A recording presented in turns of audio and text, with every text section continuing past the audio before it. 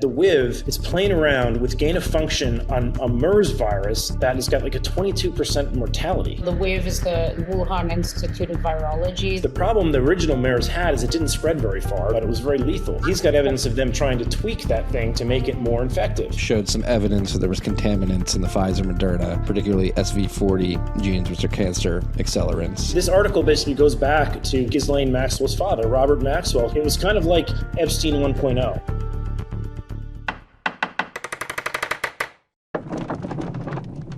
Jessica, Kevin, welcome back to the show, both of you at the same time. This is a first. I'm very excited for this conversation. Yeah, it's about time. Yeah, thanks for having us back.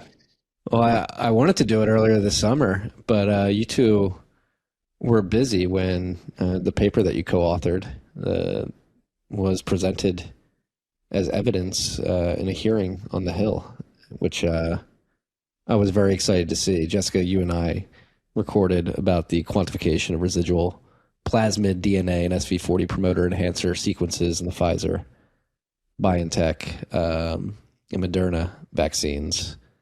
I guess just for the selfish inner beast in me, what has the last 4 months for you two been since that hearing? Because that was pretty profound. It's been 4 months? My God. Well, a lot of the same, actually. It's weird that, well, I can speak for myself and say that it's very weird spending so many hours of the day responding to trolls and emails about having your work investigated and, requests to do interviews with, various and sundry people like Retraction Watch, for example, just for doing something you kind of always have. And of course, the reason for all that is the subject matter. But it shouldn't matter. I mean, we're literally just doing what we've always done, which is scientific research and writing and publication. And, it's because what we've uncovered and are trying to disclose to the public is so, I suppose, radioactive that there's been well, I don't know if it's planned, but there's been, an attack launched against us. So yeah, it's been interesting. Yeah. Yeah, I've had similar nightmares over here. I don't call them nightmares, just hassles. They're just. I think they try to cement you in all of this noise so you can't put out the next few papers, which we've been doing as well. We've managed to be. I'm sure you have a few. Jess and I have another one that's out with Charles Rixey, and I put another one. I've put two out since all this started, but I'm pretty convinced like all of this is just meant to be like sand in the gears to slow us down. In the middle of this, I had a police department doing an investigation on people who published similar work out in Slovakia. So that's getting heated. They're asking all types of questions on, who published this paper versus that paper. I've had contact with police in Pennsylvania because there's people down there making like violent threats against me. They're asking questions. So there's just all of this madness going on, or it continues to escalate. Particularly after that hearing. I think after that hearing, it just set people on fire, and the whole retraction mob is now gunning for the paper. They put it under investigation at the Journal. The manner in which they did it was actually somewhat hilarious. Some of the people who filed the complaints with the Journal, one of them is an investor, quote unquote. His name is known, Kevin Patrick. He drummed up some complaints using ChatGPT that turned out to be hallucinations, but he submitted them anyway and got called out on it. And he said, "Oh yeah, sorry, that was a hallucination. The ChatGPT did it." That part was really funny because PubPeer, we call them PubSmear, they kind of go after papers they think are written by AI, and they're using AI to do it. So it's like circular loop of confusion over there. Another one that occurred is Retraction Watch is kind of teamed up with this organization called PubPeer. They have similar funding. Their funding's from the Arnold Foundation is one of their funders. The Arnold Foundation got they're like an Enron tycoon that decided to get involved in scientific integrity. But Elisabeth Bik is one of the moderators at PubPeer, and she won some awards. It almost sound like Jeffrey Epstein winning the lottery, right? She wins an award and then gives it to Retraction Watch, and now they echo everything PubPeer does. So they came after us one day, emailing us saying, "Hey, we have this. We got the reviews from your paper. Do you care to comment on what this reviewer has to say?" And this is for David Jess in our paper, and that got submitted into the congressional record, which we're excited for, because we wish those reviews were public. We've been asking the journal to put them public, but if you have them, let's see them. And they send over this document anonymized, and all you had to do is go to the PDF corner and look at the metadata, and it revealed who their source was, which was a person who's at a university that's funded by DFG, who funded the vaccines. So the person who wrote this screed against us, it was kind of funny because the review, I think the reason we got through review is that reviewer went apeshit on us with all types of ad hominem attacks, being like, these guys are anti-vaxxers, misinformation. In peer review, you don't do that. You just talk about the data. You don't attack the people. And so he shot himself in the foot because he had some relevant complaints that we did address. But if he just put the complaints down, it would have been a better review. But he went all anti-vaxxer hatred on us. And so the editor just wrote him off and approved the manuscript. But his complaint that he filed with when he snuck this review out to Retraction Watch, he tried to do it secretly, and we caught him. He tried to tell Retraction Watch that he refused, that he rejected the paper. And the editors came up and like, no, you didn't. You just said make changes. We have that on record.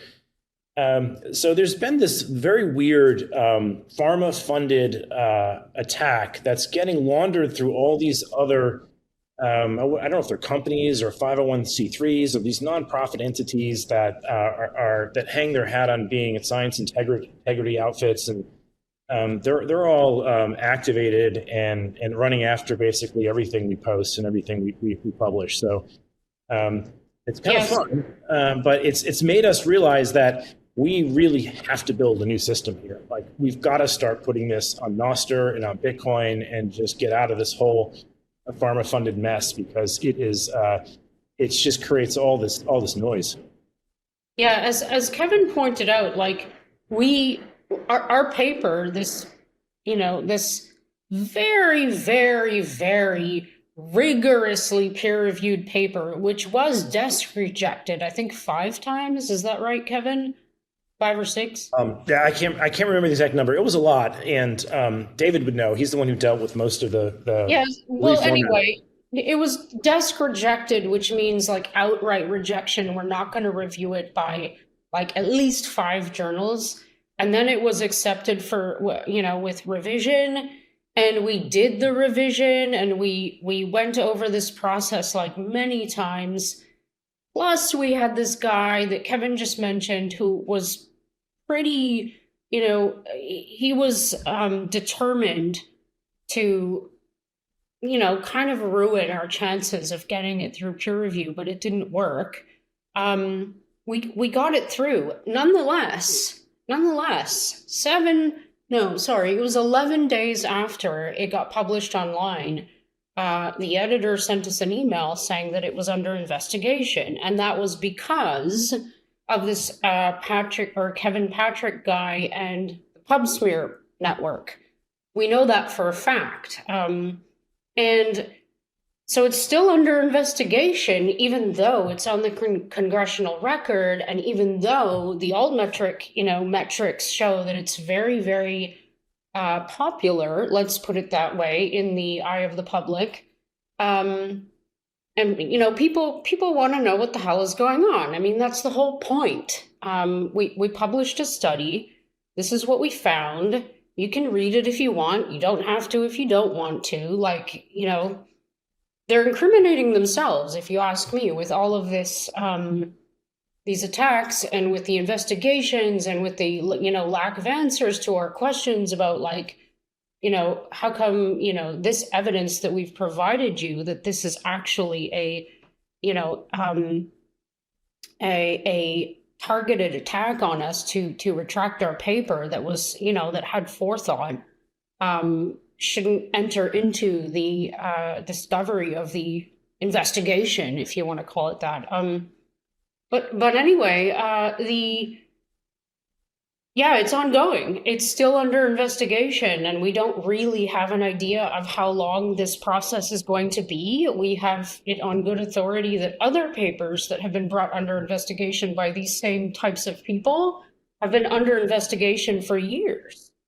Yeah, that's right. Bryce Nichols brought that up, that some of the lab leak papers are in the same kind of purgatory, and the same journal's done that to them.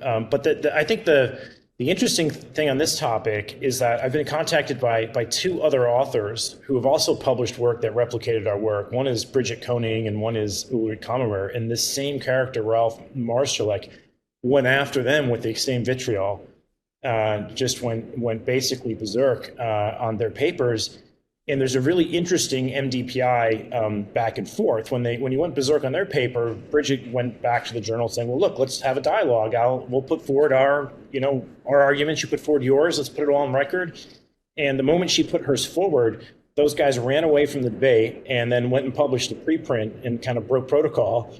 And the same thing's happening here in our approach. They with our paper, they weren't supposed to leak. They've only leaked one side of the reviews. They leaked their reviews and kept ours private. So now we're kind of exposed, where you can see all of his complaints, but you can't see our response. Which is against COPE guidelines, by the way. Yeah. So they're breaking all types of rules, which shows that this is desperation on their behalf. That they're breaking all their own ethical guidelines to try to suppress this.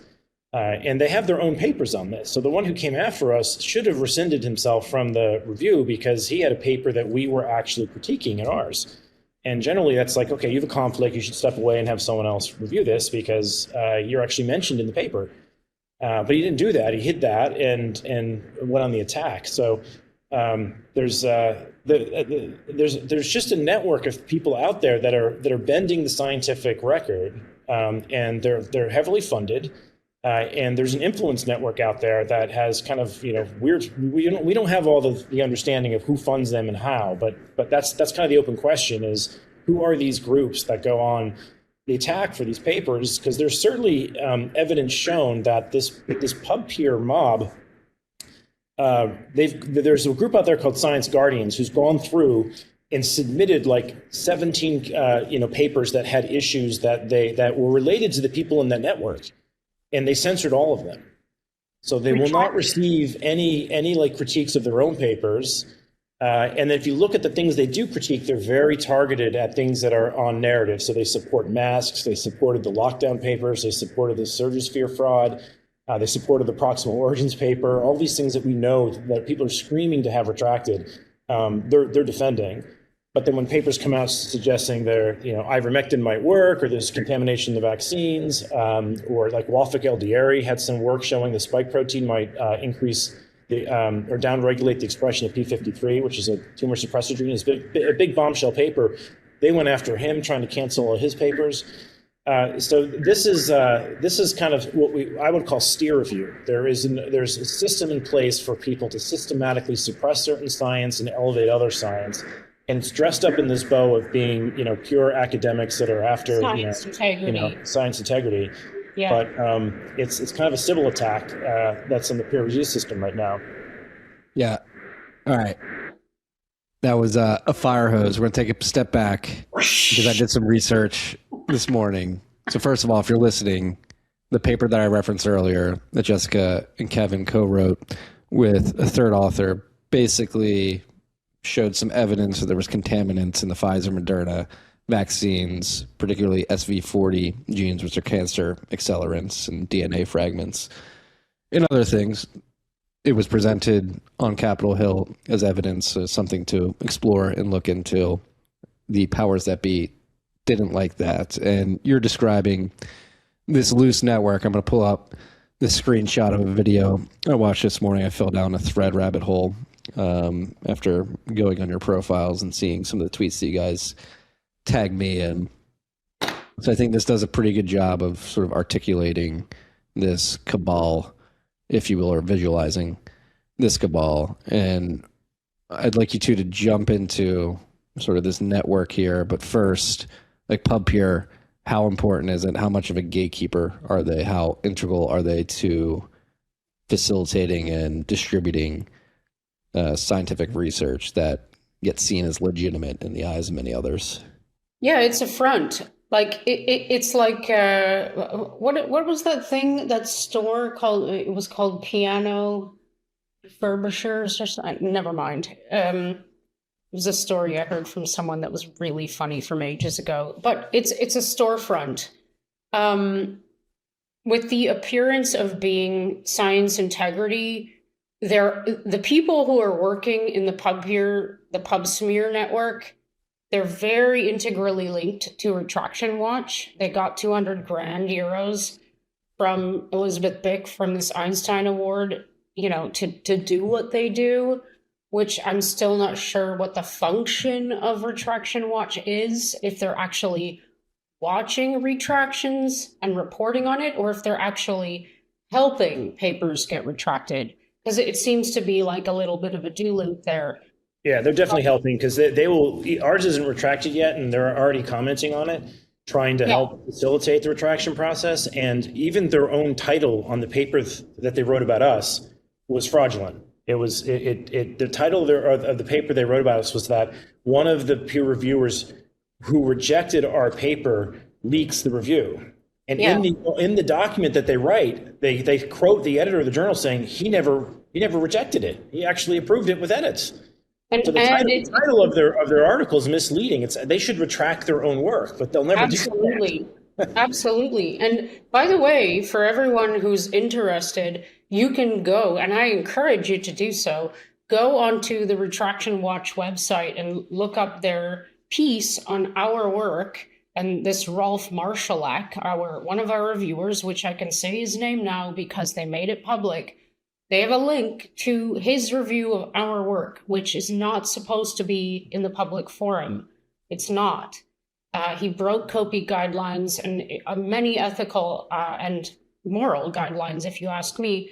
And you can read his language. It's downright defamatory language about us as authors, which you're not allowed to do that as a peer reviewer. You have to. I recently did a peer review of an article, and you have to tick off boxes saying you're not doing this, you're not this, you're not that, blah blah blah. You won't do this, and this is a part of a contract. If you engage as a reviewer, you have to abide by certain guidelines. It's like a contract when you click those boxes and you sign off on it. So he breached those by disclosing his review, the review of our paper, and by writing the review in the manner that he did. So you can click on. This is the. They went off. This is your myocarditis paper. This is the first one on my myocarditis paper, which is a whole other episode. This is actually an incredibly important topic, though, Jess, because you called out myocarditis 3 years ago? October 2021. And now they're finally admitting that, okay, Jess was right. Exactly what I said in this paper was right, was that the children, the young males, this was so early in the VAERS data, it wasn't even through the frickin' 2021 year. The signal for boys aged 12 through 15 for myocarditis and VAERS was blaring. And that's all the paper said. It was a descriptive analysis of VAERS data, and it got withdrawn, is what they call it, without any reason why, other than that it was their prerogative to do so. No explanation since then. Actually, the journal did something even more nefarious than that, because when they said that it was withdrawn, they put in this really squiggly language about it was withdrawn by the authors or the editors or some combination above, which is a lie. It was withdrawn by the editors, not by you guys. Yeah, so they led the public to believe that you guys withdrew it, which was really, really squirrely language. And reading this here too, because this is different than the paper that you were describing earlier, Jessica. This You is should your go work. to what I wrote to Retraction Watch, Marty, because it's beautiful, and I stand by it today. It's 4 years later, and I wouldn't change my language for the world. It's up a little bit. It's I don't know, whatever it was that I said to Retraction Watch in quotes that we're very motivated to get the information in our paper to the public, pediatricians, parents, and policymakers alike. This is why we decided to publish in the first place. It's extremely frustrating for us to face such censorship when professionals are in need of scientific data and discourse on the subject of myocarditis in children in these very strange times.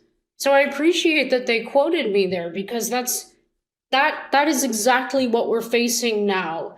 And all of the papers that are at the end of the gun, so to say, of the Retraction Watch PubPeer mob, all we're trying to do is publish what we found. I mean, they went after Sabine Hazan's hypothesis paper and got it retracted. I mean, how the hell does that even happen? It's an hypothesis. you can't retract an idea. It's like, and that was about gut bacteria, right? In the yeah, and for those of you who don't know who Elisabeth Bik is, look up ubiome fraud.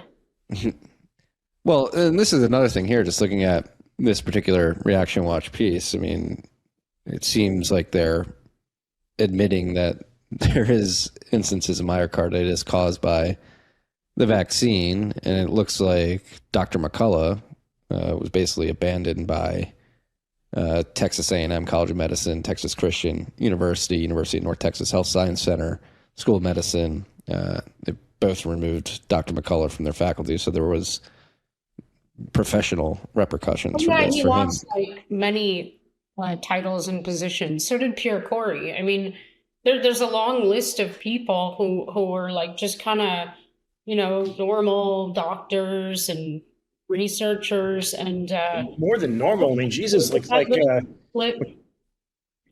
was like one of the highest cited like renal cardiologists in the world. And nope, gone. Paul Merrick as well. He's like highly published, and they, so there's a lot of bodies on this pile. Freaks, healthcare open enrollment has started. It will roll through the end of January. Opt out of traditional health insurance, which doesn't care about you. It's impersonal. It's expensive. They deny an increasing amount of claims. Premiums are going up. You don't have to live this way. You can opt out. I opted out 4 years ago and joined CrowdHealth. I've been a CrowdHealth member, a very happy CrowdHealth member for 4 years. I've had 2 children, a couple of health events in that time period, and CrowdHealth has been there. You pay a monthly fee. You contribute to the crowd. We were paying $1,800 on Cobra as a family of 3. Now we're paying around $900 a month as a family of 5. And that's with CrowdHealth and direct primary care. You can opt out of health insurance. Go to joincrowdhealth.com/TFTC. You're going to get $99 a month for the first 3 months if you use the code TFTC. Joincrowdhealth.com/TFTC. Sup, freaks? This rip was brought to you by our good friends at Bitkey. Bitkey is the hardware wallet that makes Bitcoin easy to use, hard to lose. The 203 multisig. You download the mobile app. You pair it with this hardware device here. You have a key here, one on your mobile app. Block holds one in the cloud. Comes with incredible features, the newest of which is chain code delegation, where you can set up your wallet and you can send and receive Bitcoin from that wallet as long as you're doing it with your hardware wallet and your mobile wallet. And Block is none the wiser. You get privacy with chain code delegation in privacy mode. You can auto stack using Cash App, Strike, Coinbase, other apps directly to your Bitkey wallet. Easy to set up. If you have friends and family that still have their Bitcoin on the exchange but need to get it off, send them to Bitkey. To pick up a Bitkey, go to bitkey.world. Use the code TFTC20 for 20% off your Bitkey, and you can buy one right here. We have one on our YouTube store. You don't have to go anywhere. Just click that link. Use the code TFTC20, 20% off. Pick up a Bitkey. Well, getting back to PubPeer, like how much of a stranglehold do they have over this process? Are there alternative peer review systems to go through that people respect, or is this sort of the one that people really depend on? I think this is the first one that really came about. And so they've caught in the mind share of academia and the journals that, okay, this is now a thing. It's out there. We need to pay attention to what they're finding. But there hasn't really been a competitor until enough people have been burned by this that there's now an outrage over how they operate. Because when they do this, they're not required to work by the same rules as what the authors of the paper have to. So they'll make some accusations. They won't be very transparent on their methods of these accusations. And then the journals freak out and often retract the paper before the authors even get a chance to get on their feet and be like, well, what are you talking about? I got to dig up the data. That's from 5 years ago. I got to find the images. And there have been people reporting that so often the work they do is fraudulent themselves. Like PubSmear will make an accusation that these two images are the same. And then someone later will run them through an image analysis software tool and say, like, I put this through MATLAB and they're wrong. They lied. These are not pixel to pixel identical images. Oh, wait, the paper already got pulled before someone came to defend it correctly. And I have two things to say about that. That happened to us specifically on this particular paper. One of the reasons why I think this investigation by the publisher was launched against this paper was because of this Kevin Patrick comment on the PubPeer website that was completely fabricated.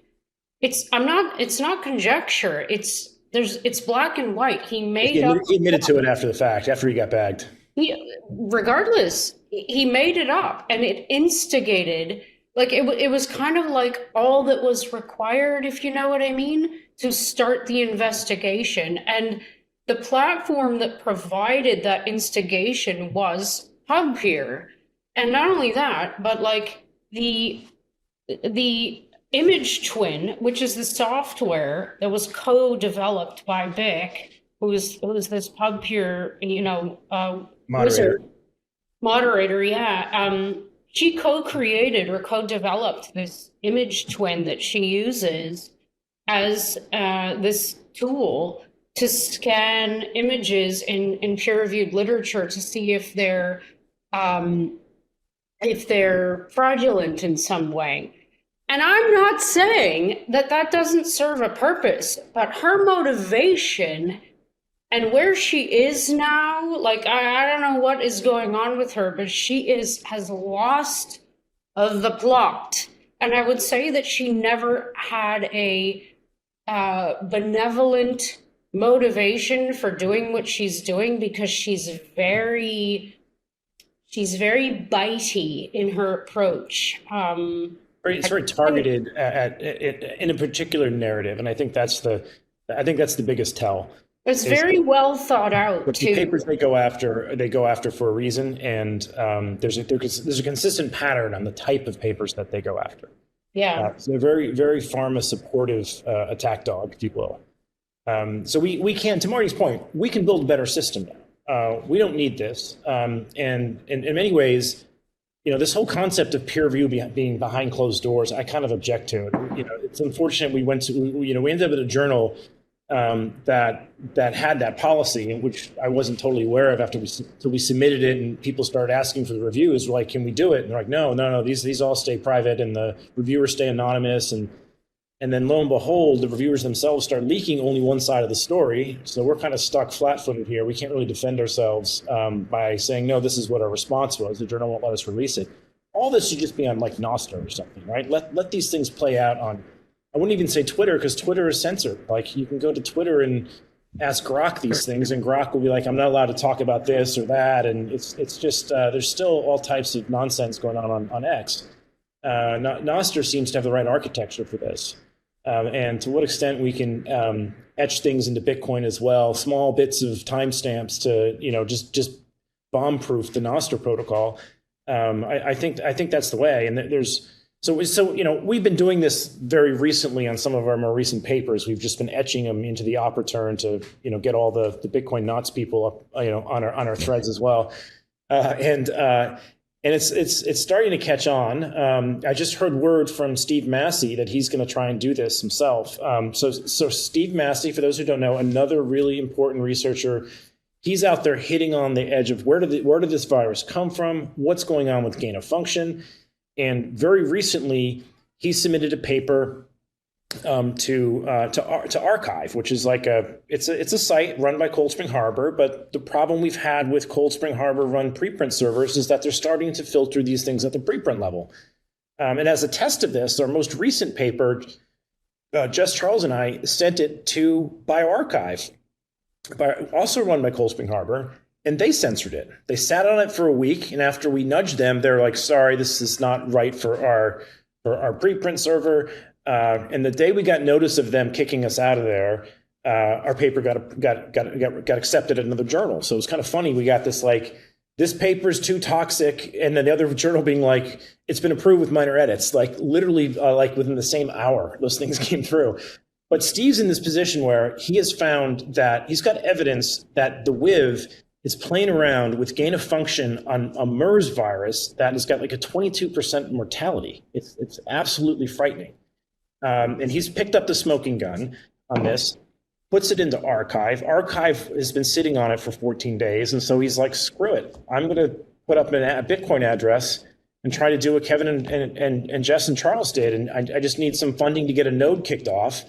And if people can help me build the node, I'll start etching this stuff into Bitcoin and Nostr. So I hope this just catches on, because I think that community is far more censorship intolerant, if you will. Well, help us build the tools.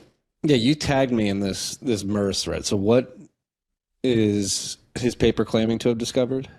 He's found evidence in some of the sequencing read archives. The thing about a lot of these papers where people are doing sequencing in this field, and like the coronavirus field, is they often submit the reads to public databases like the NCBI SRA. And Steve's been a sleuth combing through those and taking all the reads that don't like assemble or map to where they think they're going to map, and finding that there's other shit in there.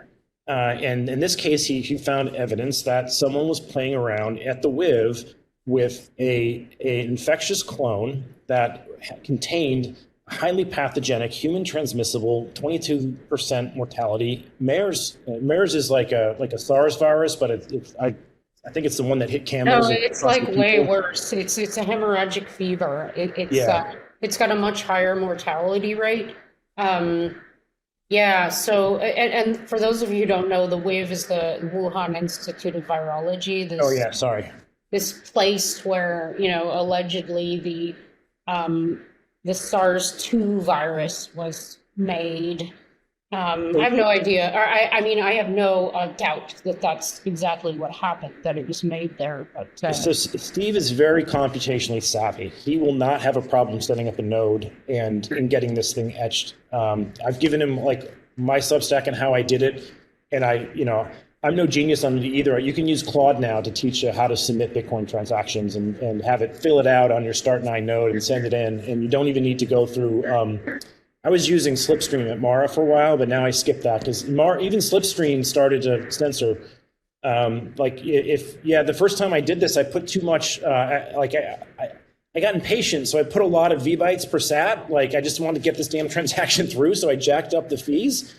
And they're like, I got this notice from them being like, any large op returns, it was like 300 bytes, that is paying excessively, we have to manually review. And I was like, oh, to hell with that. I'm just going to fire this off on my own node and skip Slipstream. And eventually someone picked it up and threw it into a block. But he'll be able to figure this out. I think there's a Bitcoin address in here. I've already donated to him. So if other people want to donate, please do. It'll help him get that node going. And this is like important information that needs to get immortalized, because this kind of crap they're doing is really reckless. If they start playing around with viruses like respiratory viruses that have this type of mortality rate, it needs to get exposed.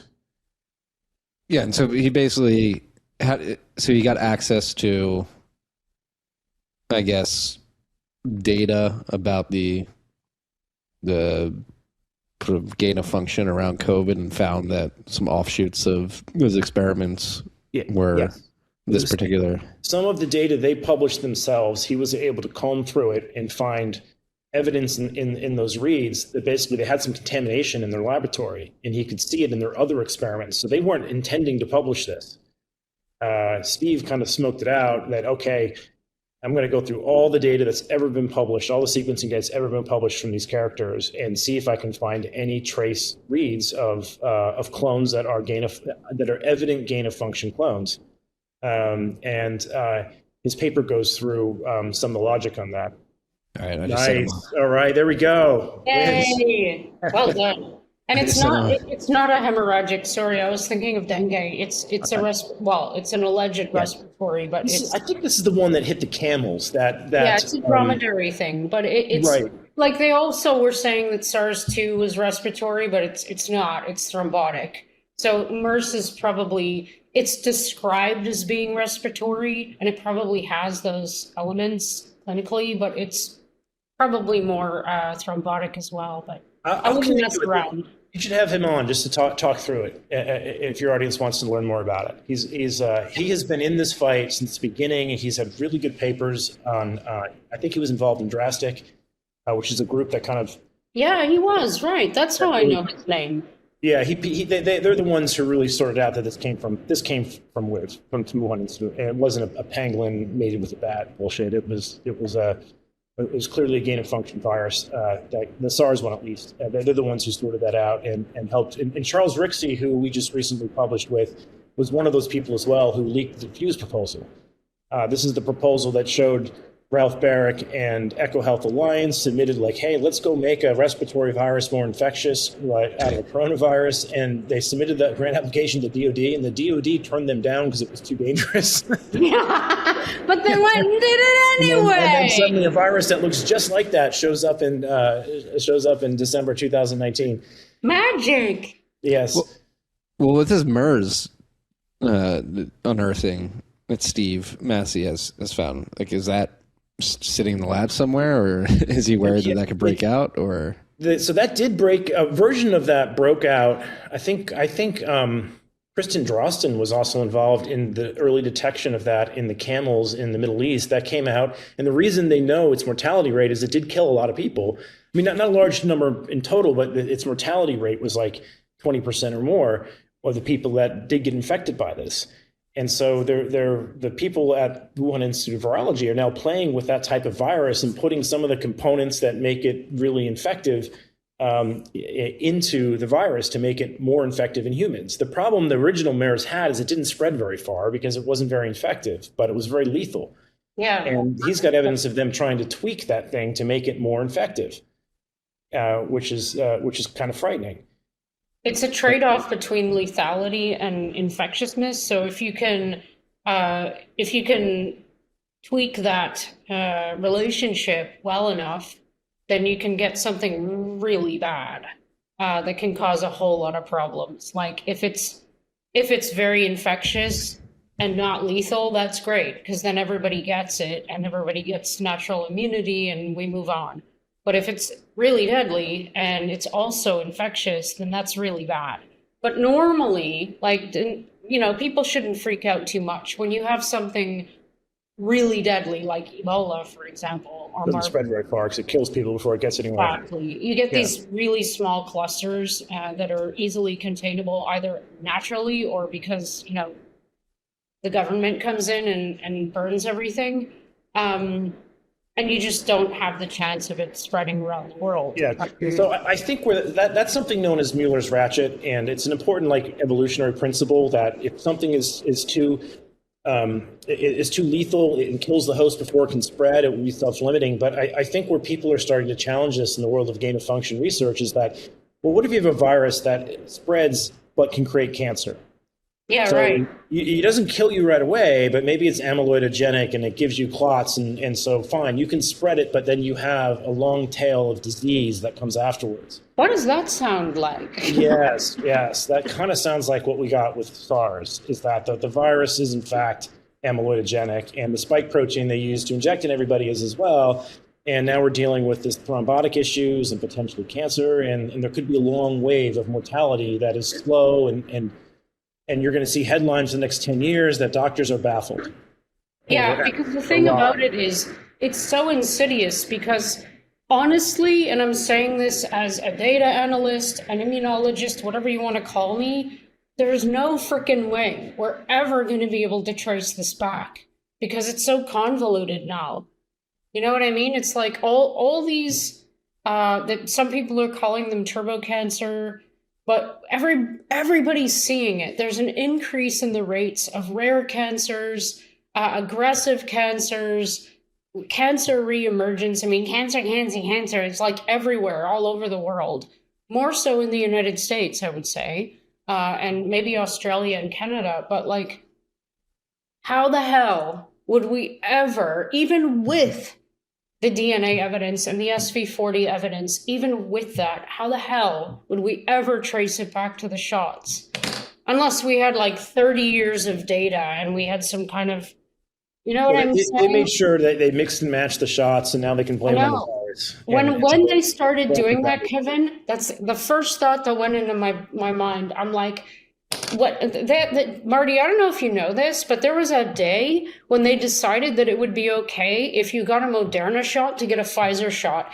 And as soon as and AstraZeneca, if you got one of those, which was supposed to be one Janssen, one AstraZeneca, they were recommending you get these frickin', modified mRNA things. And I'm like, no. Not only from a clinical point of view is that going to be a potential disaster, it's going to be a disaster data-wise, because we're never going to be able to deconvolute this. Never. That was basically like a whirlpool operation for the shots, They just put them through a mixer, so now no one can figure out who the hell got what. It was a blender, man. It wasn't a mixer. That was the Samourai wallet approach on the vaccines. Let's do a cover here. But I shouldn't say that about Samourai. I hope those guys get off, and it's good to see that Trump said something about it. Like, it's such a disaster what's happening with those guys. They completely filed the law to a T, and let's hope more people sign that petition.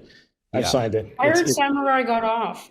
No, not yet. They're facing jail on the 19th. They have to report to prison. I mean, it's not a horrible jail, but still it's jail, and it's 5 years away from their family. And they followed all the rules that FinCEN gave them to the T, and they're just getting persecuted by Southern District New York. It's nuts what's going on there.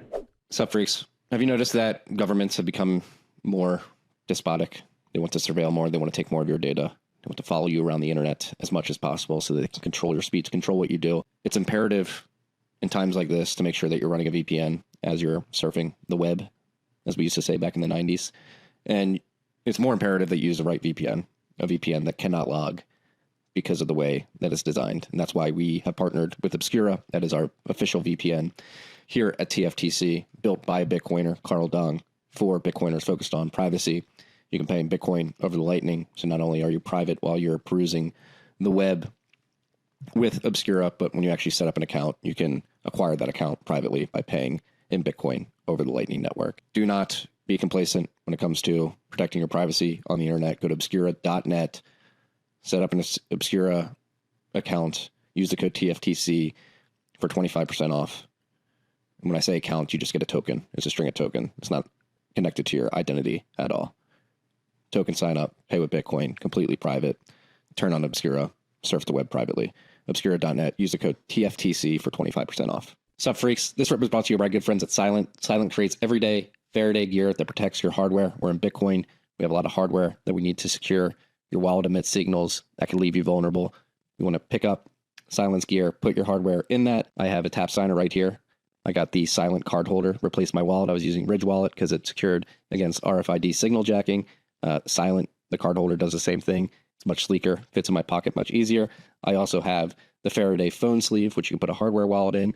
We're actually using it for our keys at the house too. There's been a lot of robberies. They have essential Faraday slings, Faraday backpacks. It's a Bitcoin company. They're running on a Bitcoin standard. They have a Bitcoin treasury. They accept Bitcoin via Strike. So go to slnt.com/TFTC to get 15% off anything, or simply just use the code TFTC when shopping at slnt.com. Patented technology, special operations approved. It has free shipping as well, so go check it out. I mean, it's nuts what's going on everywhere. I mean, what you two just described.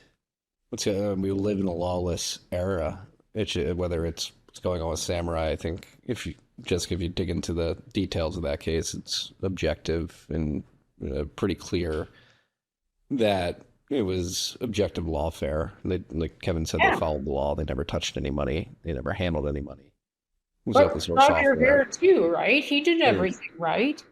Yeah, and like so with the Wuhan Institute of Virology, and they're like the fact that they're even experimenting on this gain of function and SARS and MERS. Who's behind? Yeah, have we figured out who's behind Web? Obviously, I remember the NIH was giving them grants. There was theories that I think that they're like the I don't know if this is the right word, the patsy, like the scapegoat. Maybe that's a better word. I think maybe I shouldn't say this because I don't want to die. I just let me just put it this way. I don't think anything is as it appears. I think what we're allowed to see at the and the public facing view is just what we're allowed to see, and it's very, very clear that this ass munchery is still going on. This gain of function crap. Tinkering with viruses that are actually being hunted down in obscure places on Earth that nobody's ever been, and trying to make them more infective in humans. That's the gain of function part, and then running the risk. For whatever reason they're doing this, because they always say, well, we have to do it before this other person does it because we're going to need a cure in case it happens over there. That's bullshit, by the way. But for whatever reason they're doing it, there's always a risk of, we'll call it a leak. There's always a risk of a plasmid escaping. We know that this happened already. Kevin just can describe that. It's madness to be doing what they're doing. There's enough danger in the world, from human beings, acting the way that they do toward other human beings without screwing around with viruses in obscure places in China. Yeah, it's no secret now that there was some Ralph Barrick involvement. So there's some UNC money. There's probably some Rocky Mountain Lab involvement. There's probably some Fort Detrick involvement that we don't know about. I mean, there's the U.S. is not innocent on this, and even Steve's most recent paper points to some NIH or NIAID grants that Fauci's probably involved in funding this Wuhan grant for this MERS stuff. So it's. Yeah, some of the trails hunt back to NIH, and I think that's what's made this such a mess, is that the NIH got $1 billion in royalty for the vaccines, and yet the bread trail go back to them for funding some of this work, which has made it really politically messy. And I think there is an interest in some of the news headlines pointing at Wuhan to be like, ooh, nasty, fearful China bad, right? But Rand Paul's been all over this. Those breadcrumbs trace right back to the U.S. government, who's collecting royalty checks for what they claim is the cure to this thing, and that cure happens to actually be a complete train wreck and another disaster on its own. Yep. So it's very too centralized. Let's just call it that. I think the wet market and the bat lady got thrown under the bus. That's all I'm going to say. And I think the oh gosh, I lost my thought. It was important about what you were just saying, Kevin.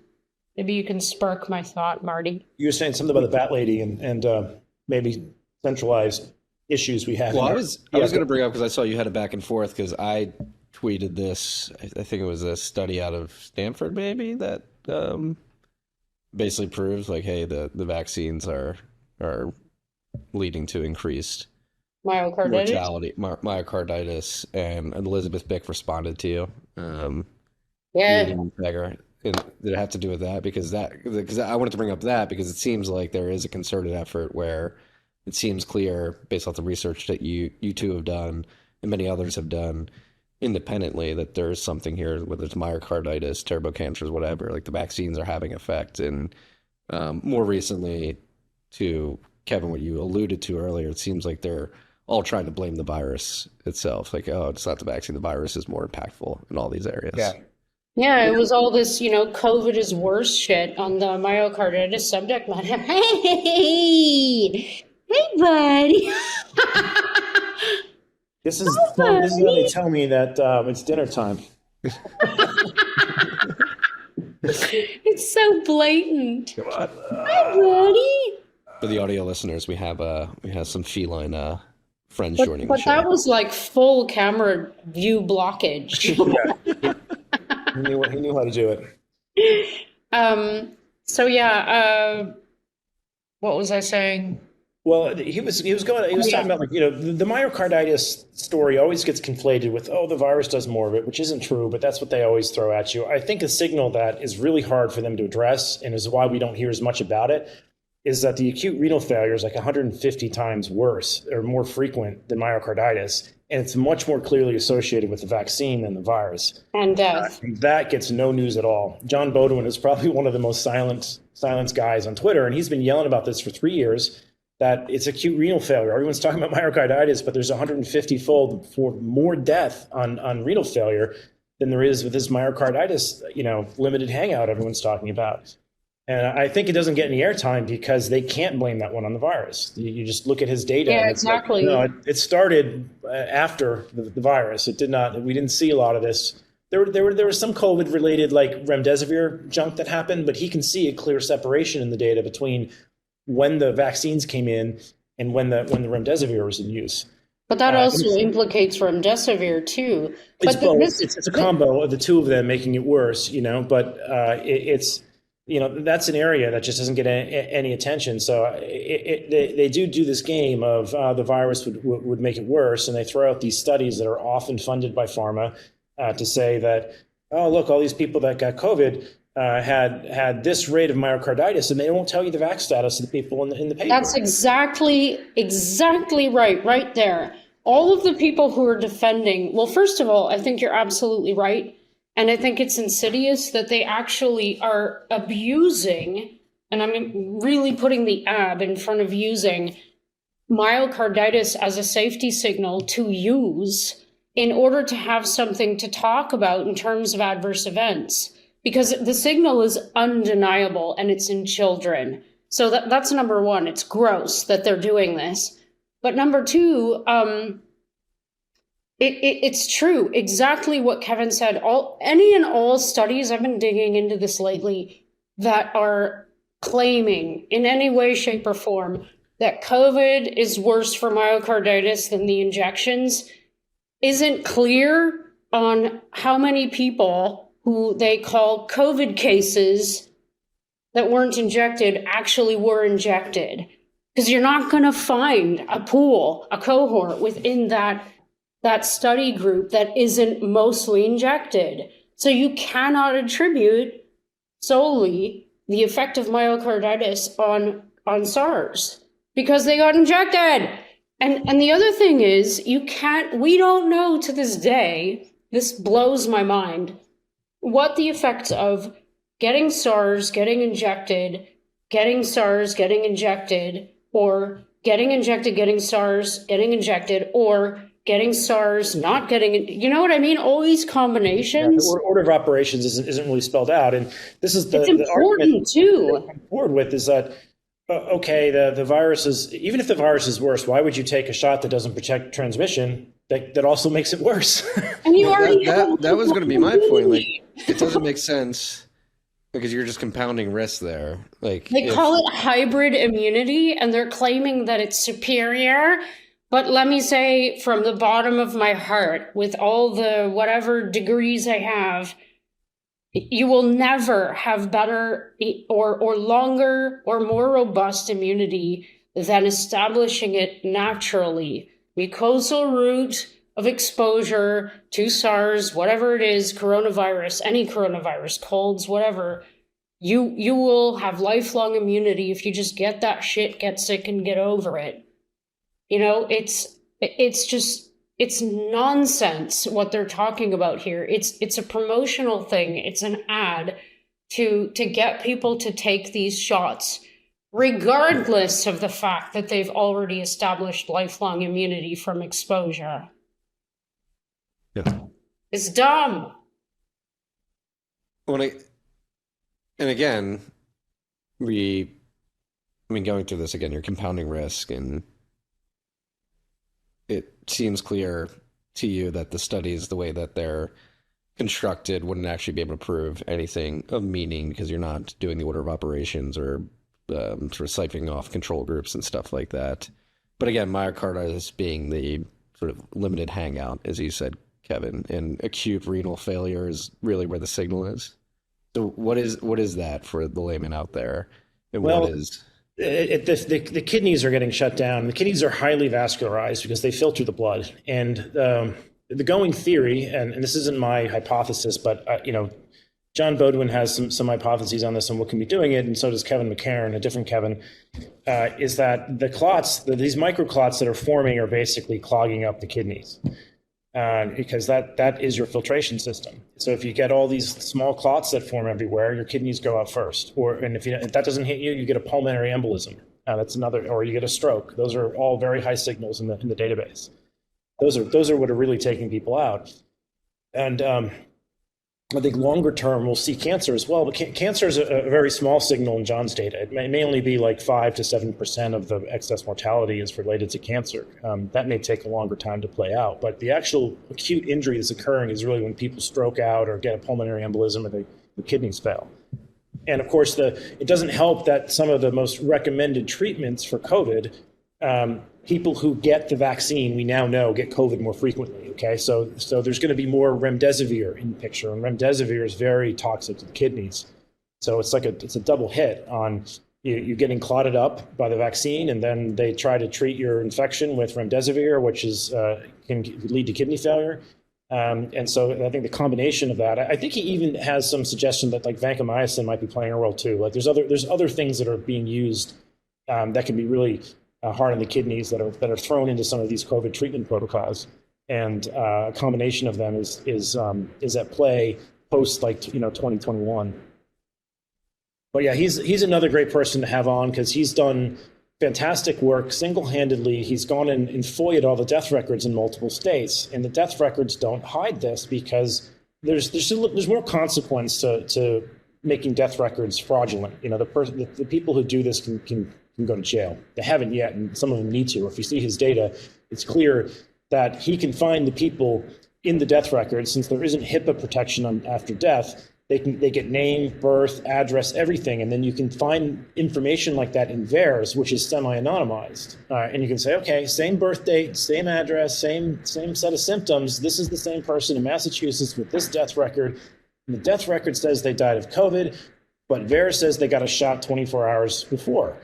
Why does it say death from COVID? So he's found all this fraud where people are putting down COVID as the cause of death when there's a VAERS ticket where they got injection 24 hours before. So this is like blown up the whole. We already know that this was incentivized by financially, right? So yeah. I don't remember the statistic, but it was something like tens of thousands of US dollars per COVID diagnostic, assessment. This is true. I think there was $9,000 for a positive. I think there was a similar amount of money if you got him on remdesivir. I think there was like another $30,000 kicker if you got him on a ventilator. So there was all types of like centralized incentivization to just drag up the pandemic. And, you know about that, Marty? Yeah, these were federal subsidies too, right? Yeah. Biden administration did this. It was conspiracy theory, the ventilator thing, because I remember being on it when the ventilators were killing people and saying that, well, they're incentivized to put them on the ventilator. And midazolam. Mm-hmm. That's a whole other... That's a whole other nightmare that happened. The more that was in the UK, I think, right? They were euthanizing people up there with it. Yep. Yeah, well, I mean, Jessica, the conversation we had earlier this year, I am still passionate about not letting this go. There needs to be accountability, justice brought. It seems like there was a lot of positive momentum at the end of the summer, particularly at the hearing where your paper was presented as evidence. And then obviously we had the sort of childhood vaccine hearings a couple months ago, maybe last month. good momentum there. How are you guys feeling about the momentum right now? Is it a limited hangout? Is it just give them enough of a feeling that something's happening and we can go back and just continue to do nothing? Or Well, it was very, very recently that I'm just saying what people are saying now. I'm not putting words in people's mouths. I never do that. So Marty McCary, who's this FDA guy, he's really high up there. I think he's the FDA commissioner. Don't quote me on that role. Came out and said that there was a black box warning issued against the COVID-19 shots that was recommended by, here, I don't want to get this wrong. I want to read it. I think ACIP recommended it, right? And It was ACIP, but it also came from within, here, just let me read this off because I don't want to misquote him or myself. Boy, do I post a lot. Just a second. The Safety and Epidemiology Center within the FDA. So this came from people within the FDA. I imagine this was Hogue, who recommended a black box warning on the COVID shots. And Marty is on record now saying that because of Vinay Prasad, that's not going to happen. Now, I don't know if it was only because of this Prasad guy or if there's something else going on, if there's some kind of 5D chess, but I did some digging and I was appalled. I was surprised. I think that's a better word, to find out that there's only one product on the market that actually is a vaccine, that's considered to be a vaccine, that has a black box warning, and that's what you're looking at right now, this ACAM 2000, which is this smallpox, mpox thingy that I wrote up a little while ago. There's two, there's Jynneos and there's ACAM 2000, and ACAM is really, really bad. Like, you don't want to get injected with this shit. It's associated with a really high percentage of serious adverse events. Jynneos as well. So it's that is, a black box is warranted in that case, but it is my opinion that a black box is absolutely warranted in the case of these COVID shots, because, I looked up what a black box warning actually means, and it says the FDA's most serious safety alert is what it is. It's placed in a prominent boxed section on a drug or vaccine labeling to highlight significant risks of serious injury or death. And it's a way to get prescribers and patients, doctors, whatever, to provide informed consent, first of all, and to do like a risk-benefit assessment before somebody puts themselves at risk. They're absolutely warranted. So the reason I'm saying this, not only because it just happened recently, but it makes me wonder, like, what the hell is going on behind the scenes? Because, yes, we've made progress. We got the Hep B shit out of, babies. That's great. That's, it's good momentum. We're looking at Lyme. Good. Awesome. We're looking at mercury and aluminum and all this stuff. But considering the fact that this technology and the platform has had no slowing down of momentum at all that I can see, it's very concerning that somebody from the inside isn't making a move. I'm not talking about talking, I'm talking about action. Like, make a move, put a moratorium on this bloody shit. Like, do something real that stops it from going into humans, babies for sure, and animals as well, because apparently these things are starting to be injected by vets, and vets are probably unaware that A, they might be injecting the mRNA shit, and B, they might be injecting self-amplifying mRNA shit. Yeah, I'd echo some of the same things, that there are some wins here, right? That, like, the Hep B thing is happening. We've got Trump on record saying the whole vaccine schedule needs to be reevaluated. They finally admit that autism is in fact environmental and treatable, and preventable. They talked about Tylenol. It's almost like the elephant in the room won't be spoken about, but all the other mice running around it, they're going to take out. And they are getting some of those smaller issues at bay. It's just it's really hard. You can tell how political it is because they're doing these other sideshows when this really glaring thing, the COVID vaccines, are untouchable for some reason. And that is, I think that's just a sign of the capture that's going on, because it's, you'll see them like recall hairspray that didn't kill anybody. Like, so the FDA still has the capacity to like take products off the market. They just won't have to get the one that's killed 19,000 people in VAERS because the political consequences are too large. Because the investors have to come up with a cure for cancer. It's either that or that they're afraid if they reverse on this, the liability is so large that it could take down the whole system. And it probably would. Well, I've talked to Ed Dowd about this, because that's his thesis too, is why nothing's being actually done, because they're worried about the financial repercussions of all the claims, like sue the federal government if you were forced by your employer to get it, so your Fortune 500 employer, and it would literally lead to financial collapse because of all the payouts that would be necessary to.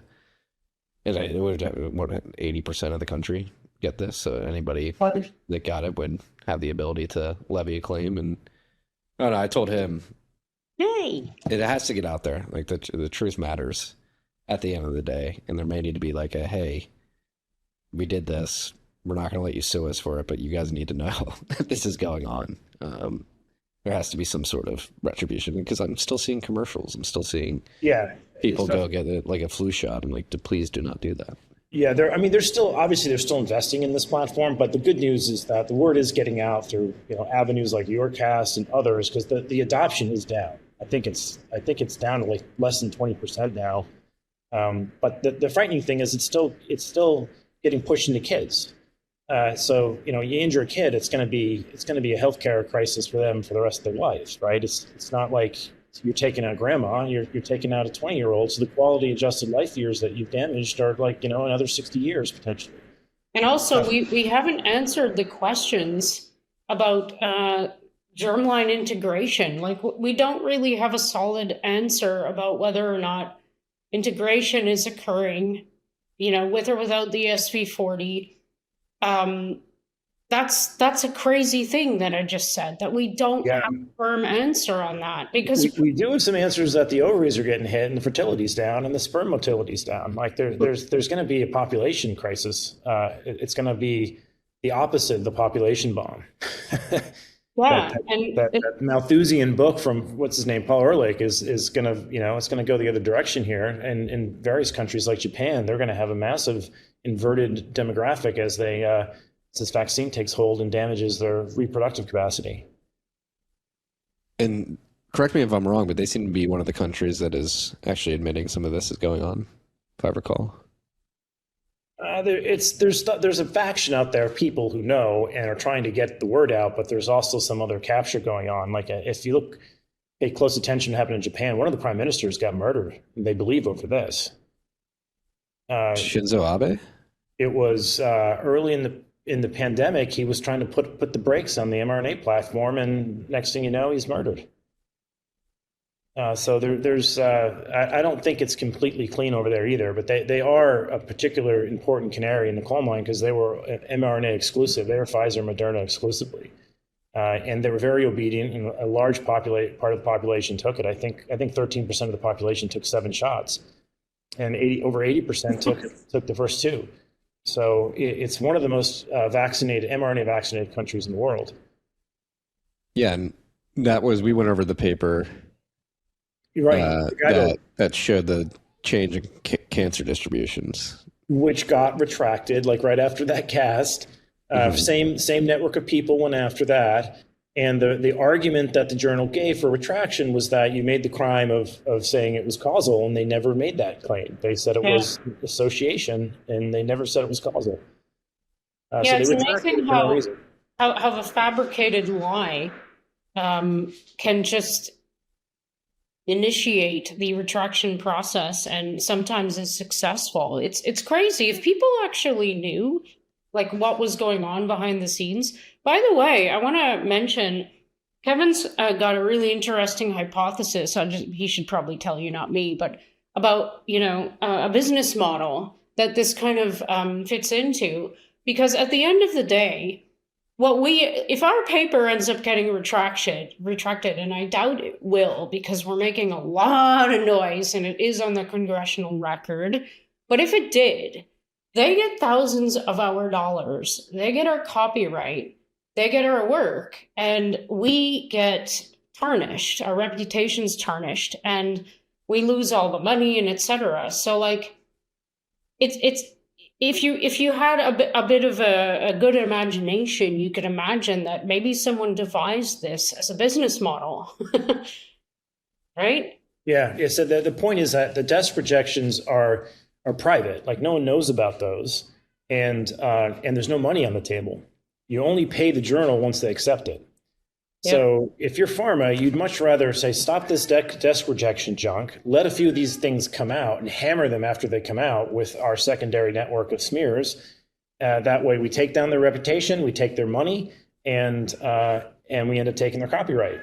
It's better to... I wonder if they're paying the pub smear network with our money to publish. Yeah, that would be odd, wouldn't it? Wouldn't that be an interesting thing to track and trace? Yeah.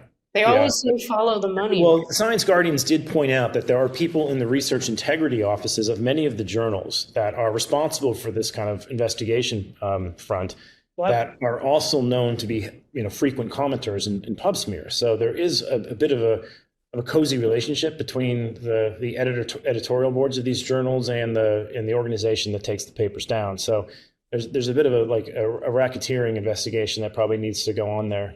And maybe they don't realize it, or maybe they didn't at the time, but now they have an opportunity, wink, wink, to realize that they might be they might be involving themselves in something that is not really legal or ethical, definitely not ethical, and they should bow out. We've been I did put that on the record with BioRxiv when I emailed them back saying, why has our paper been delayed for over a week?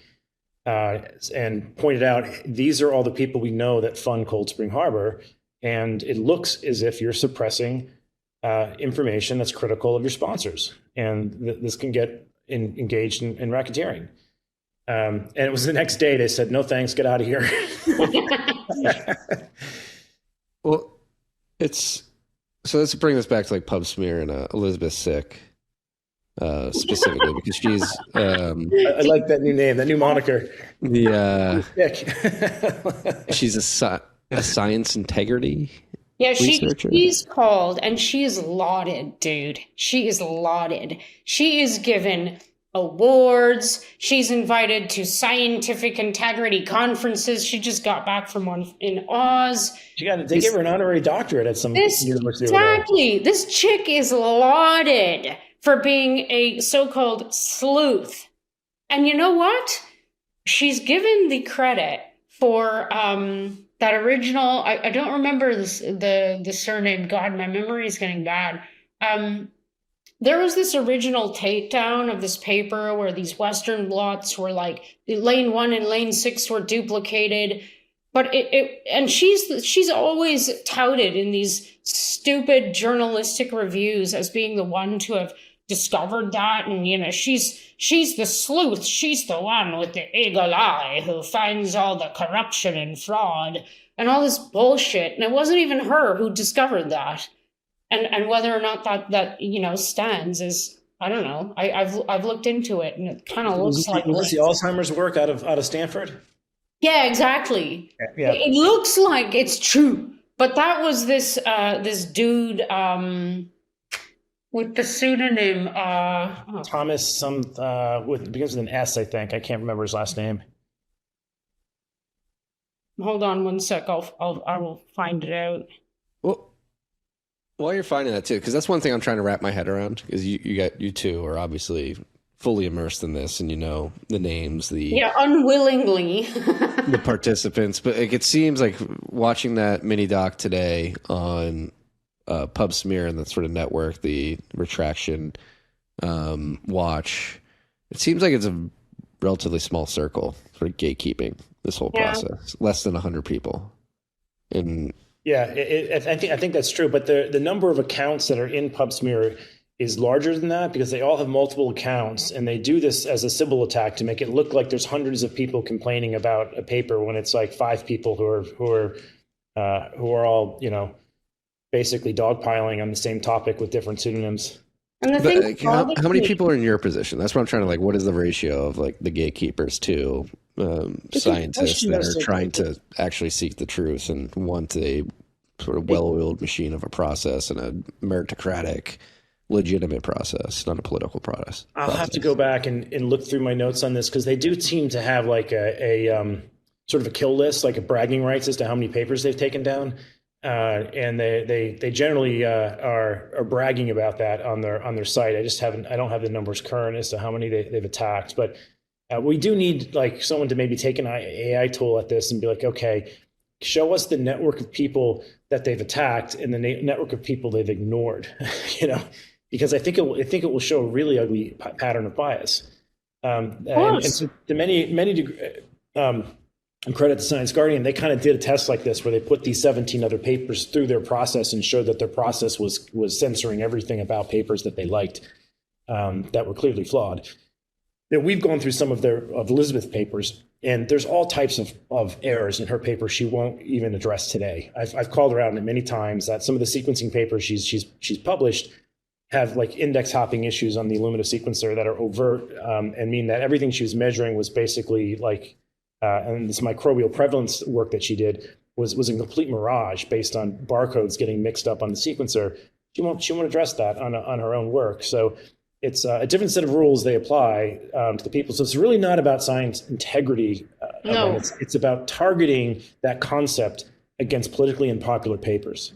And she won't allow people to operate on PubPeer in the same way as her operatives work. For example, if somebody presented, if Kevin wanted to publish that comment on PubPeer. I can't. They censored me. I've tried to put things up there before. Like I put my critiques about the Corman-Drosten paper up there and they erased them. Yep.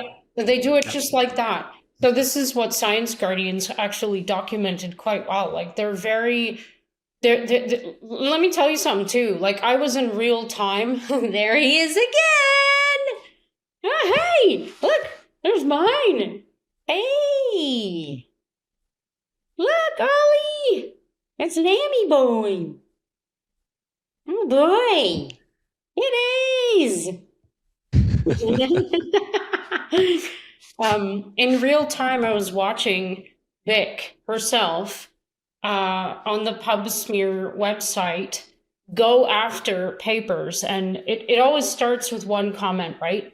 So I haven't linked her like directly to my myocarditis paper. This person whose name I have in the messages this was the first comment. This Hoya person who is also responsible for that Alzheimer's thing. I don't know why they commented. They just literally said that this person's paper has been withdrawn. Nothing against the work, because there was no complaint against the work or the science integrity. But she's going after the updated paper that Peter and I wrote together on the myocarditis study. In real time, I saw her start going after this paper on that network, because it'll show you the title of the paper, determinants, blah, blah, blah, the new title of my myocarditis paper. And 2 hours ago, this person made this comment, and then you can click on it and go see what they wrote. And with her, we call her Bickering Bik sometimes. It's just this nitpicking bullshit. It has nothing to do with scientific merit. It's like, this reference number doesn't align with this reference here. It's just stupid bullshit that doesn't change the conclusion of the paper. And then ahead of mine, there were like 3 other papers. And then I was like, well, that's interesting. So she's going after the new version of my myocarditis paper. And I scrolled down, and lo and behold, I saw 2 co-authors on the list of paper. There was this huge long list of papers that this chick is going after. It's almost unbelievable. Like, she must not sleep. Nathaniel Mead, He's a very, very diligent worker who I've co-written many papers with. He published something on his own. She's going after that. And Nicholas Hulsher, who's the third author on the updated version of the myocarditis paper with me and Peter, he has penned many papers with Peter since then and other people. He's going after them. Peter McCullough, for those who don't know the reference. Yeah, it's very targeted. And it's like, you can literally, right now, you can go on PubPeer and watch as this woman, this one frickin' woman, is going after certain authors, certain subject matters that don't align with certain narratives. Yeah, another famous recipient of this is Deadlier, who's like 100,000 citation, like, godfather of microbiology, really well-respected researcher. But he made the mistake of showing that hydroxychloroquine worked. And they went after him like a fury. And it doesn't stop at just taking down their papers. They go and complain to their institutions to try to get him fired. They try to get their own universities. They did this to Wafik Eldiari, who's now in the ACIP committee, where they tried to get him under investigation at Brown. They're not always successful in getting the end result of papers retracted, but they do put all of the researchers through the grinder of having to for years go back and do all of this work digging up the past and defending themselves. And that's the goal. The goal is just sand in the gears of the people that are dissidents. It's completely insane. And it's funny because you guys are describing, and again, it is very clear to me, and I'm sure the audience, that you know the minute granular details of the nuance of the landscape of this peer review and the sort of loose connections with people with particular incentives. But I think the broader public is completely unaware of this and how not only nefarious it is, but inefficient it is to actually get good data research and, but even get before, the answers quickly. Exactly. Even before all this shit happened in the last 5 years, like, I don't know, maybe this was all going on and I just wasn't tapped in, or maybe things have actually changed, or both. It's got a long history, actually. This was a CIA op. Yeah. Peer review alone and the whole establishment, like, I'm an academic. I've really only ever done degrees at academic institutions, and it's rough in a lot of ways to publish. You need to follow certain guidelines. It has to be the sexy subject matter, it has to be cancer or Lyme disease, or your PI has to be doing certain amount of research and have this amount of funding. I mean, there's a lot of stuff that people don't know that goes on. And when you finally do get a paper published, even if you're not being attacked, it's years and headaches and tears and, revisions and doing more experiments and money. I mean, Kevin, how much is it that Nature asks to publish? Oh, I've seen numbers as high as $5 to $10 grand in some of those journals now to get things published. So, I mean, yeah, this is the crazy thing. It's very masochistic and sadistic, in that many of the academics put themselves through all this pain and they pay for it. And they're supposed to do the review. Love it, but it's not fair. It's not fair. It's not a balanced system, and it's very, very clear. All you have to go do is go look at the history of allopathic medicine to understand that, that this system was set up so that it could be controlled. It's very clear to me now. If you want to go down that rabbit hole, there's a great Guardian article that talks about the money involved in peer review and how much is coming in from the pharmaceutical and biotech industry to fund the journals for advertisement dollars. So just as everyone's now probably pretty aware that Brought to You by Pfizer was all over the news during the pandemic at like the mainstream media front, like they own those people too, because they're advertising so many drugs on TV that the advertisers will never speak negatively about a pharmaceutical product. That is going on at tenfold higher intensity in the peer reviewed journals, because that is where the truth gets set, the narrative gets set. So this article basically goes back to Ghislaine Maxwell's father, Robert Maxwell, who set up Pergamon Press. And he did this so that he could get cozy with all of the influential scientists out there and be the gatekeeper for their publications and wine and dine them. And it was kind of like Epstein 1.0. Of course, they repeated that and upped it to some degree to get these people all down to an island doing dirty things. But the peer review process is actually kind of new. This is not how science used to work. This is something that got put in place with Robert Maxwell, and as it's a tool to gatekeep the narrative and keep the people who have that are really advancing science close to their fingertips and under their control. And when that doesn't work, you have the post peer review network. Take out other people who sneak through like us. Well, how do we break it out of this containment of control? Obviously, Kevin, you're working to do that. What is the model? I think the model has to be fully transparent, peer-to-peer. There needs to be a price signal in there. They will say, oh, you can't have money in peer review because it looks like bribery, but you're actually already paying them $3,000, $5,000 to get your stuff reviewed, and none of that money goes to the reviewers. None. So get the journal out, disintermediate them. The journal is now Nostr or some decentralized server that can hold. Nostr doesn't really hold PDFs, but you can make a ping file or an image file of your paper and put it on there. That's what I do. And then if you're not convinced Nostr is going to be around, what I always try and do is make a mirror of that in the op return of Bitcoin that has like the title, the authors, the date, the hash of the file, and a link to either your Substack or to Nostr. That way it's immortalized in something that we know is rock solid, longest and strongest chain. And then if you feel it needs to get reviewed outside of the group on Nostr who are free to comment on it, you can always use economic incentives to pay people to review it. Give them a bounty. Some work can be reviewed from the desk, like bioinformatics work can all be reviewed on your computer.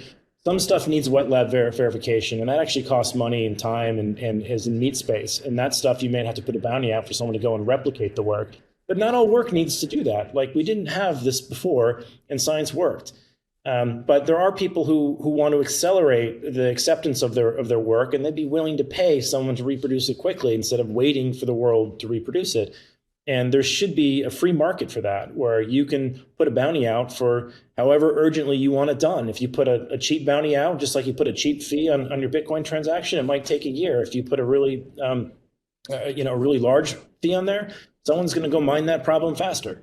And that would encourage a market of people to go and say, hey, here's some work that needs to get reproduced. I kind of want to do that work because it's kind of aligned with my work, and I'll get 2 for 1 out of it, and someone will pay me for the work. And I might learn something, and they'll hop on that train and take the bounty. And as long as everything's transparent and public, it'll be a much more efficient and faster system than what we have now. Because I think what we have now, there are no price signals. All right, everyone pays the journal the same amount for whether it's like a 100-author paper that's 100 pages or whether it's a 1-author paper that's 2 pages. Still $3,000. We know in the Bitcoin space that if you don't have price signals, it basically turns into a communistic hellhole pretty quickly. It becomes a tragedy of the commons. So we have all the tools to do it. We just need the gumption and the will to do it. And I think what you're going to see is people like us and Steve who are getting attacked are just going to start doing it this way because it makes more sense. We don't need, the journals don't bring us any value anymore. They bring us maybe some prestige, but that prestige is getting torn apart by the day when you see Nature putting out Lancet or the Lancet article for Surgisphere or Proximal Origins, or they're very woke now. Like they'll come out and write hit pieces against RFK, like this change in vaccine policy is going to end the world kind of thing.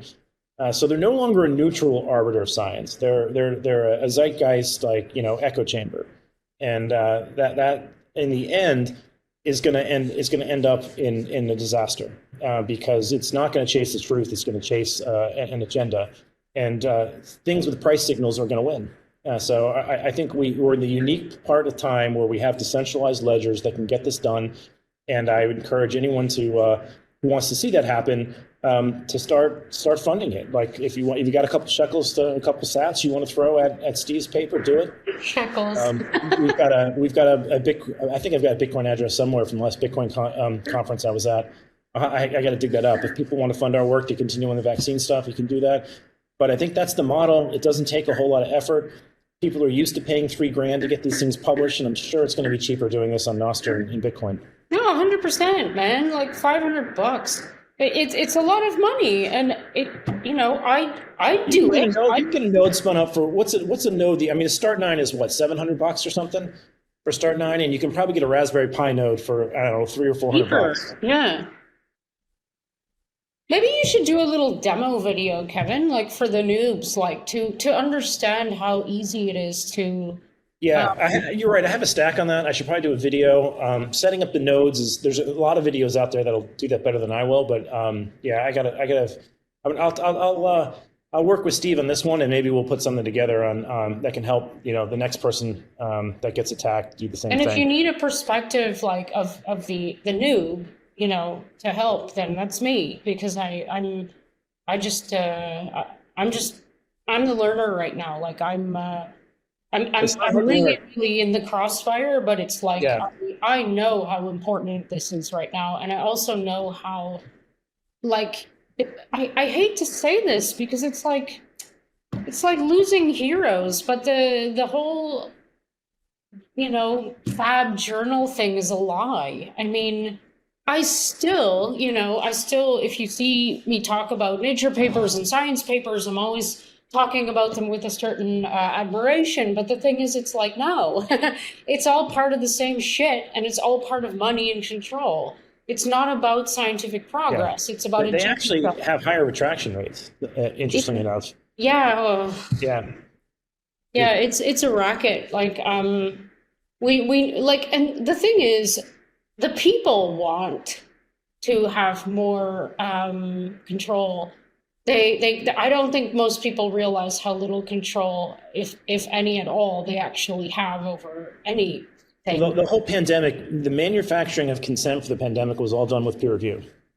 Yeah. There was these peer review papers that bullshitted people about masks, about lockdowns, about vaccines, about COVID's origins. I mean, this is how they manufacture consent is through the peer review system. And it starts there, and then it spreads out to all the media.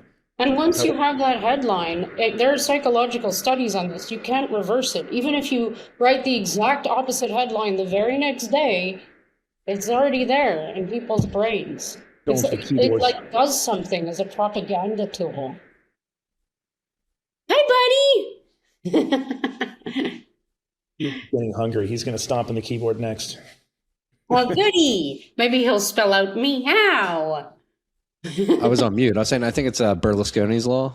I could be wrong. It takes 10x the amount of effort to refute bullshit than it does to put it out in the world. So to your point about the headline, as soon as it's out there. But this is a two-way street too. Like I get there's enough people listening to this I know that are technically competent and understand the sort of dynamics of the interactions of the high-level technical project that you're thinking of that can certainly help out. And then on the peer review side, like I just sent Steve 150,000 sats to spin up a node. Like I'm very curious to see if his paper could get peer reviewed and if the data that he surfaces in there can be confirmed by somebody else. Like I would contribute to that bounty. I don't think it has to be on the researchers to fund the bounties themselves. I think there's enough 100%. individuals who want to see this who would. It comes from the interest of the people, and it's for the interest of the people. That's the best way to do it. That's kind of a popular vote. Instead of give, send, go, to put bounties on papers you want to see interrogated to help resolve a public dispute on something. I think it's money well spent.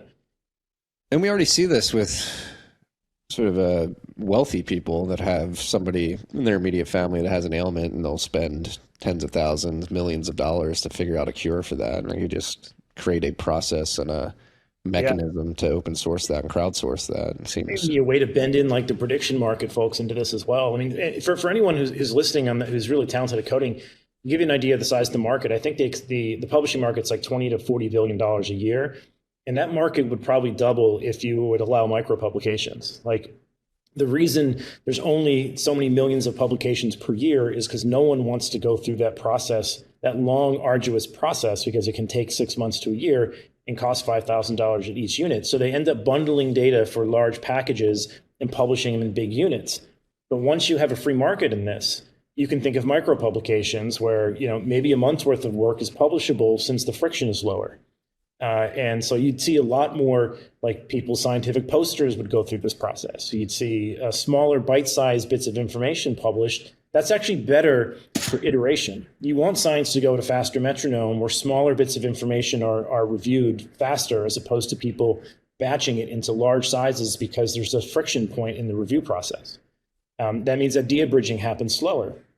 If you can micro-publish these things, idea bridging happens a lot faster. There's faster disclosure. There's faster, sharing of information on all this front. So I think that market would actually double if you had something that was faster and more streamlined. So we could be looking at like a 60 or $80 billion market. And if someone builds a nice interface that helps researchers to enter their papers into this process, so they're not having to spin up their own node and understand how to turn things into hex and then send it into a transaction mempool and then point it to Nostr.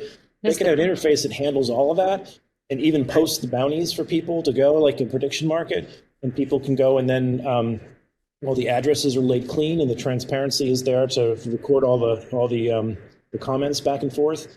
That interface would probably be able to clip coupons off the whole process. Yeah.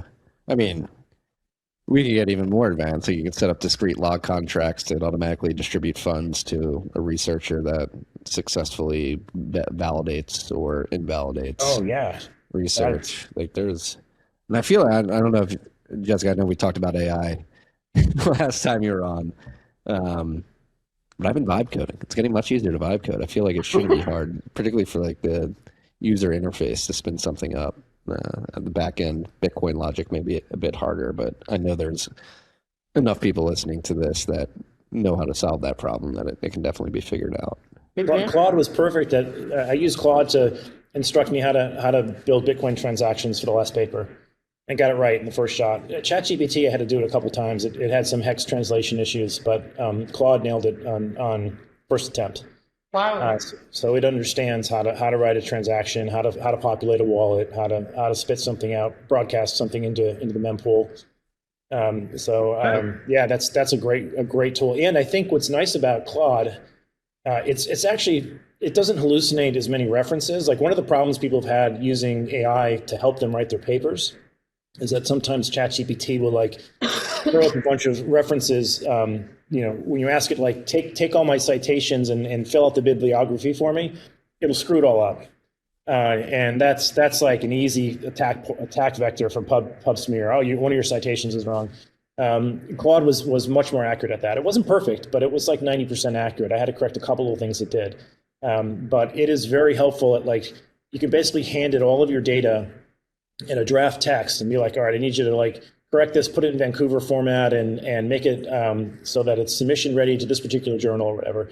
And it does all that sort of boring secretarial work, which is like 90% of writing a paper. Totally. It takes off the table. So you're focused on your data and making sure your images are all factual and correct, as opposed to like putting all the poetry around it. So those tools could be very helpful in the process to just accelerate the release of data. Kevin, why do you think, because I haven't really thought about this a lot, but I've just noticed it a lot. These AI, the LLMs are so bad at the reference point, because they really are. It almost feels sometimes to me like they're doing it on purpose. I mean, that could be the case with Sam Altman's tool, yeah. But Claude was really good at it. So I think it was just, it seems really bizarre that you like, how do you break a link? Like, it would find the right paper and then would put in the wrong author. But that's like, exactly my point. Like, have you followed that logic through, like why and how that would be? Yeah, there has to be some intentional scrambling going on to, maybe they're dancing around copyright issues and they don't want to have, because they were attacked early on for scraping the internet, and now they're a copyright violator for putting all this Times and all that stuff in. Yeah, so. I'm not seeing as much of that in the newer platforms. So it's like a liability thing. Yeah.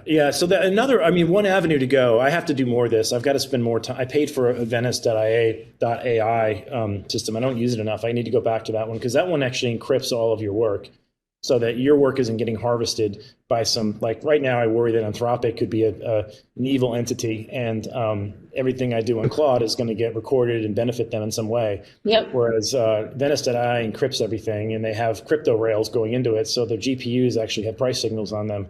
Yep. And I think that's a We're fans of Maple. Try maple.ai here. Oh, okay, Venice, all right. Venice is trust me, bro encryption. Where Maple is verifiable. All right, good. Is this a 1031 ad right now? Yeah.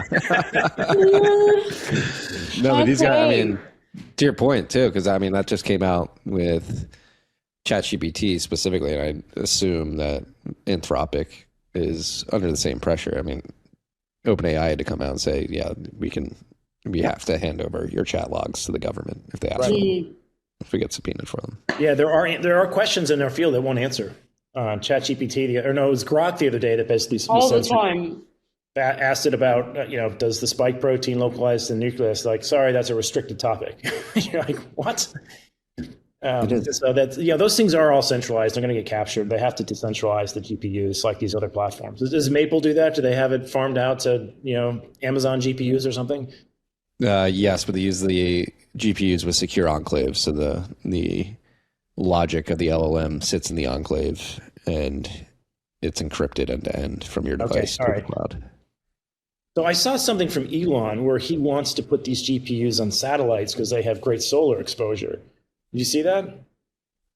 Yeah, but I've heard that it's hard for solar to work, like solar energy to work in space because of the inability. I could be wrong. I'm way out of my depth. I'm not a physics major, but I've heard. I heard they get better efficiency because there's no atmospheric interference up there. But I'm talking out my ass here. It's not my field, but that's.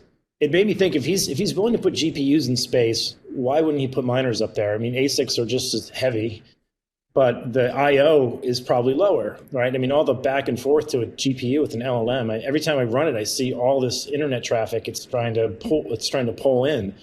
Got to have when you ask it these complicated questions, it's got to have a huge I/O toll. Yeah, I don't know whether that's going to work going up and back to a satellite, but Bitcoin's a pretty predictable I/O. I mean, the block sizes are consistent, and the ASICs are probably the same weight and energy they need as the GPUs.